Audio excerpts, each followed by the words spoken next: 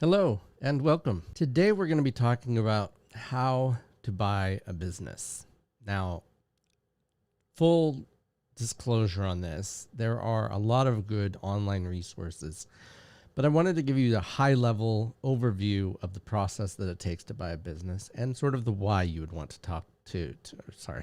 why you'd want to buy a business as opposed to starting a business. If you're new here, my name is Taylor Darcy with Think Legal, where I help you create the business of your dreams. So welcome. I'm happy to have you here.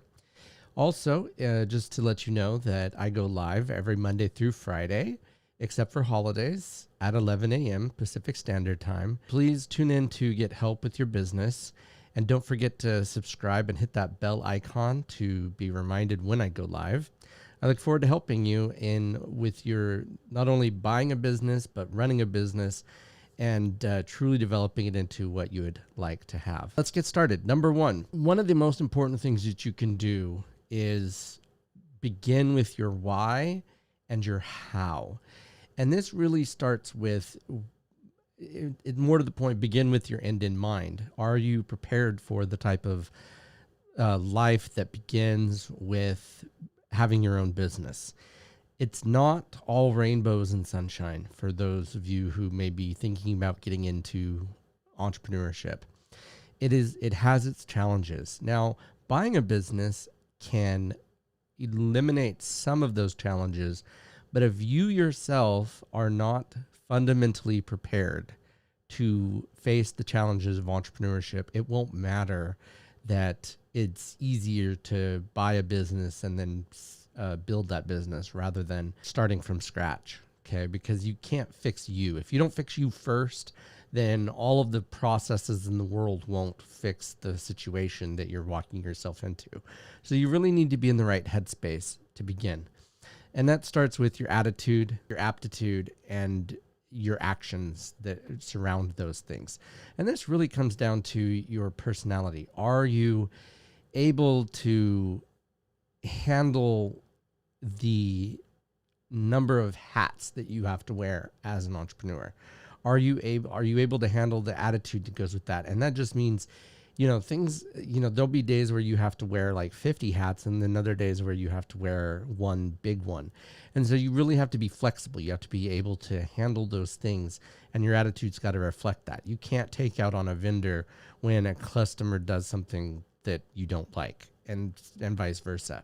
So you really want to make sure that you have the right attitude, that your aptitude is good. Whoever said follow your passion and you'll never work a day in your life doesn't really know what they're talking about. And I say that because just because you're passionate about something doesn't mean you're going to be good at it. I'm passionate about playing football, but I never would ever make it in any type of football scenario. That just doesn't mean, yes, that's my passion. I love videos. I'm not going to be an actor. There's so many things that I'm passionate about, but I would not be good at it. I don't have the aptitude for it. So take a stock of what your aptitude is. What are you good at?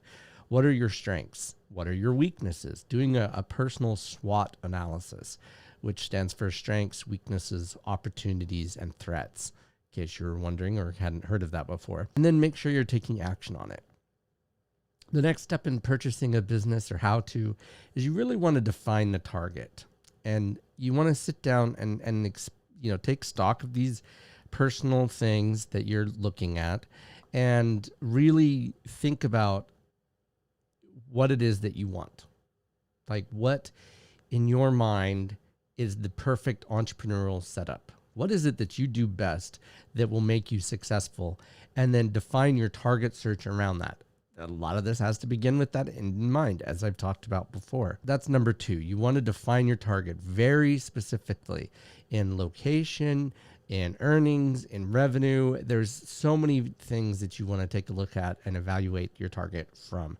So you want to define it before you start looking, because how do you know what you're going to look for? How do you know what you're going to get if you're just kind of going willy-nilly or searching one ads for something that you just don't know what you're looking for that might not be a good fit? And it's like when you're looking for a pair of headphones, for instance, take that broad look and see what it is that your goal is by searching for those headphones. What is your main purpose, right?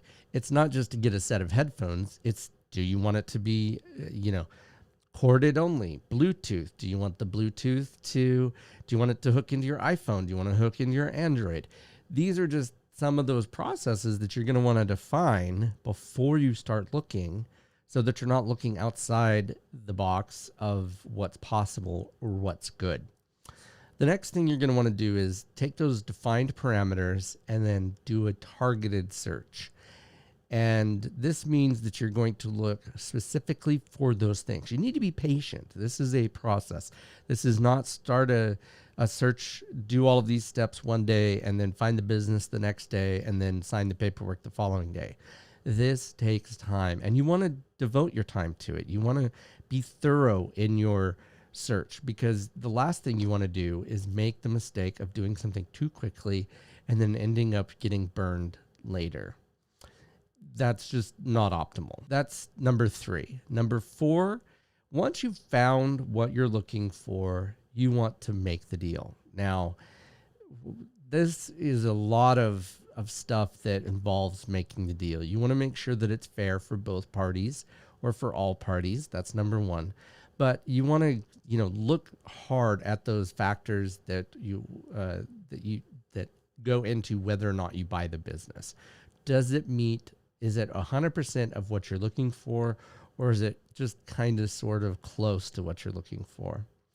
The next thing, and this has to do kind of with making the deal, is once you've kind of made the deal, and you're really nailed it, you're really looking at what you're going to do, now is the time to get into the minutia, the nitty-gritty, the details, everything also known as due diligence. You're going to want to contract with a couple of places or a couple of types of professionals. Number 1, a CPA, and that's to make sure your numbers are right. Number 2 is a business valuation expert or company, to make sure that you're getting a fair price for the company that you're looking at. And you want it to be neutral, independent, third party, so that it's not the seller, because obviously there's a competing value here.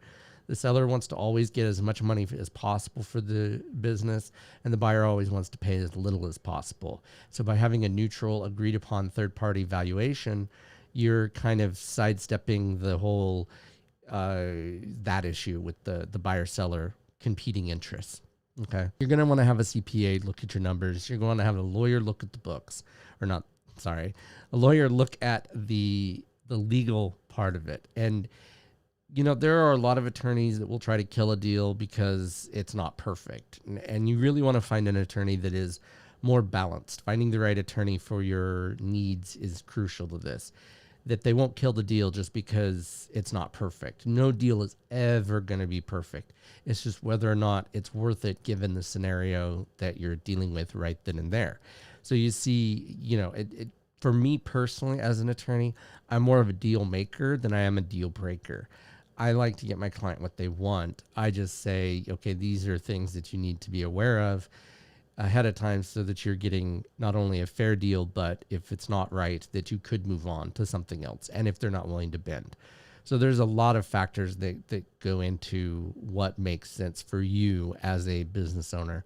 And I take that all into consideration when I'm evaluating paperwork and the legal portion of it. The next thing is, after you've done your due diligence, you're going to want to execute and move into execution phase. And this is going to be tied up in that due diligence. There's going to be money that needs to exchange hands. There's going to need to be scenarios that are going to give you what you're looking for. And you really want to sit down and make sure that you're getting that everybody is on the same page, and that's part of the due diligence. But then you're moving into this execution phase that says, okay, we've done our due diligence. We want to proceed with this. Now let's get it done. Okay. Then after you're going to execute, you're going to move into your transition phase. And the transition phase is where you assume control of the business and everything gets changed that needs to get changed from a not only legal but financial perspective, who's getting what, how they're getting it, so on and so forth. And then last, you need to implement those steps that you previously discussed, why you purchased the business, and now that you're the whole owner of the business. And this I call the conquer phase, and this just has to do with doing the things that you said you were going to do and set out to do, because you're going to you're going to be a lot more successful if you have this big end in mind and are working towards those goals that you have in order to be successful. If you've gotten value out of this video, don't forget to hit subscribe and or like the video. And don't forget to hit that bell icon, because we do go live every weekday, Monday through Friday at 11 a.m. Pacific time to help you with your legal needs. We look forward to talking with you soon, and hopefully you'll have a great day. Talk to you later. Bye.